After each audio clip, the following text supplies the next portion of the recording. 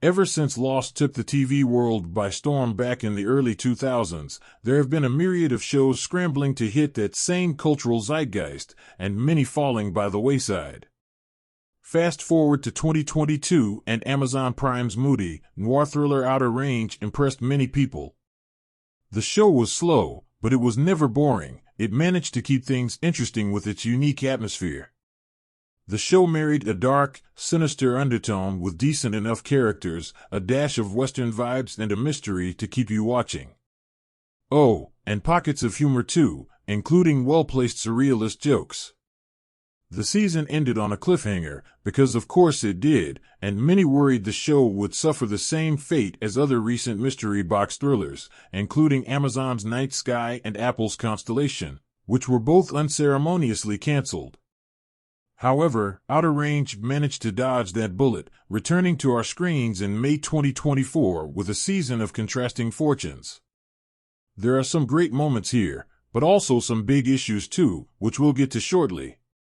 The story of the second season picks up right where we left off. Cece and Royal finally learn that Autumn and Amy are connected, but there are still question marks over whether they're actually the same person or not. At the same time, the fight over the West Pasture continues, with the Abbotts and the Tillersons fighting more fiercely than ever before, waging a war over the land for one very important reason. The hole. Yes, the black gaping time-jumping hole is still here, and after the bison stampede in the finale, our characters find themselves scrambling to make sense of their altered realities. As the season progresses, the story branches out into different POV characters. We have Perry, who finds himself in very unfamiliar territory, while Joy herself learns more about the past through a unique few chapters that explore her ancestry.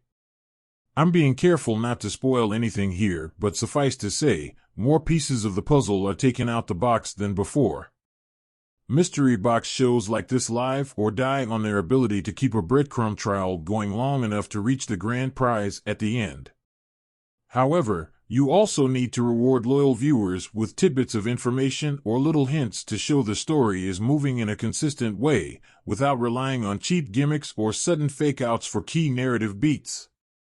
Outer Range Season 1 did the foundational work, with the promise of a follow-up delivering answers, and we do get that here, at least in a roundabout way, but with a narrative that definitely doesn't have that same impact it had before. Narratively, the show is a bit all over the place. The disparate storylines we follow do paint a larger picture, but things like causality, anachronisms, and our perception of reality are never tackled in any sort of meaningful way. At least not this season anyway. Maybe they will in the future, but relying on a show's renewal chances to tell a complete story is akin to playing Russian roulette, and we've seen way too many of these shows canceled in the past to put all our faith into this happening. And I'd imagine this needs to do big numbers at Amazon to secure. It doesn't help that a lot of the characters this season just don't have that much growth. You take any character, from the very unlikable Autumn to the eccentric Wayne, and they just don't have the character journeys needed to carry this one in a way to make you really care and rally behind them.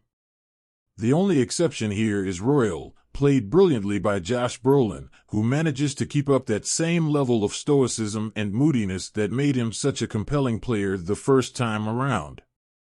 One of the big narrative threads this season is a great example of the issue this season has with stakes and consequences.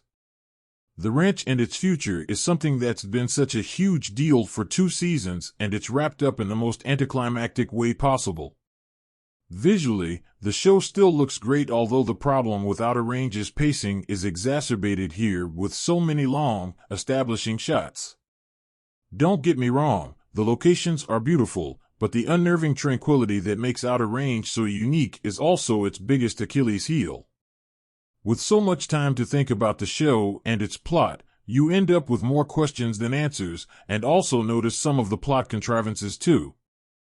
I won't get into that here, given tis is a spoiler-free review, but suffice to say you'll probably take to Reddit or the forums to bring these questions to the masses. Outer Range Season 2 isn't a bad follow-up, but it's definitely a far cry from the echelons of Season 1's unique vibe and feel. The show feels like it's missing that key ingredient that made season 1 so different, and although there are some standout moments and enough meat to chew over, there's nowhere near enough to satiate your hunger pangs between seasons.